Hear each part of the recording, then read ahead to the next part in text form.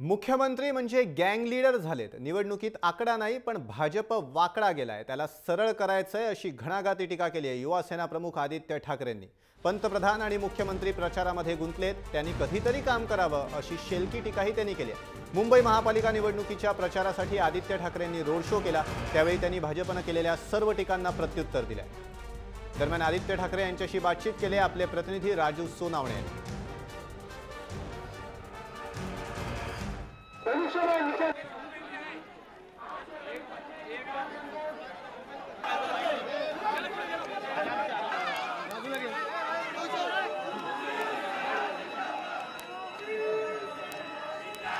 महापालिकेच्या निवडणुकीच्या तोफा थंडवायला काही दिवस बाकी झालेले आहेत आणि सगळ्या पक्षांचा जो काय प्रचार आहे तो शिगेला पोहोचलेला आहे। आपल्यासोबत आदित्य ठाकरे आहे, आज वाळकेश्वरमध्ये रोड शो आहे। आदित्य, काय सांगाल, काय नेमका आकडा आहे आणि कशा प्रकारचा प्रतिसाद आहे? भाजपचं कितवं आव्हान असणार आहे? आकडा नाही, पण जो भाजप वाकडा गेलेला तर सर्व करण्याची एक इच्छा आहे। पण महत्त्वाची गोष्ट म्हणजे मला खात्री आहे की शिवसेनेला बहुमत मिळणार, कारण मुंबईतला पक्ष म्हणजे शिवसैनिक आहे, शिवसेना आहे। गल्लोगल्लीत जेव्हा कोणालाही काही मदत लागते शिवसैनिक पहिला धावून जातो। काम जे केलेलं आहे, तुम्ही इतरांचं जर कॅम्पेन बघाल तर इतर पक्षांचं कॅम्पेन नुसतं शिवसेनेवर टीका करणं एवढंच आहे।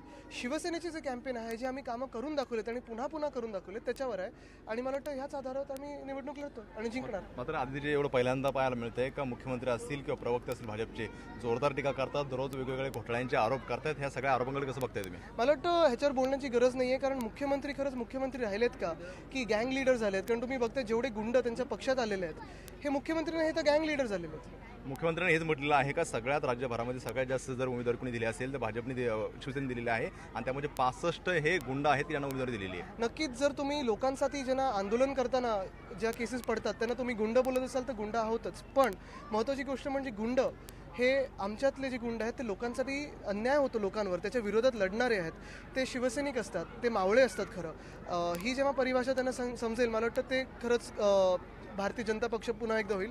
आत्ता भारतीय जुमला पक्ष झाले किंवा भारतीय गुंडा पक्ष आहे, कारण तुम्ही बघाल जे कोण त्यांच्या सोबत आहेत ते खरं जेलमध्ये असायला पाहिजे ते त्यांच्यासोबत, आणि गृहमंत्र्याबरोबर अशी लोक व्यक्ती उभे राहू शकतात वर्षामध्ये जाऊन आणि फोटो काढू शकतात, ही खूपच मोठी धक्कादायक गोष्ट आहे। भ्रष्टाचाराचे आरोप होत आहेत, मात्र आता थेट सामनावरती बंदी आणि अशा प्रकारचे आरोप होत आहेत, कसं बघताय आरोपाकडे? हे तुम्ही बघा, प्रेस म्हणून तुम्ही किती आम्ही जे बोलतोय की डिक्टेटरशिप जी चालू होण्याचा प्रयत्न एक चालू आहे की लोकांवर हुकुमशाही, ह्याला तर शिवसेना तोडून मोडून टाकेलच, पण हे तुम्ही पण प्रेस म्हणून उचललं पाहिजे। आणि वाटत नाही मला होऊ शकतं, कारण आत्ताचे जे प्रधानमंत्री आणि मुख्यमंत्री आहेत सगळा कामधंदा सोडून ते प्रचारामध्ये लागलेत, त्यांनी तरी कधीतरी काम करावं।